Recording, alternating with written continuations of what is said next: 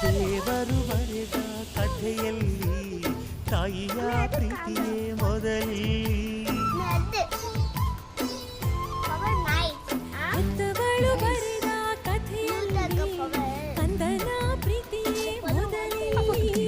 ಹಾರಾರಿರಾರೋ ಹಾಡು ಪ್ರೀತಿಗೆ ಮೊದಲ ಹಾಡು. ಅಮ್ಮ ಅನ್ನೋ ಮಾತು ಪ್ರೀತಿಗೆ ಮೊದಲ ತುತ್ತು. ದೇವರು ಬರೆದ ಕಥೆಯಲ್ಲಿ ತಾಯಿಯ ಪ್ರೀತಿಯೇ ಮೊದಲಿ.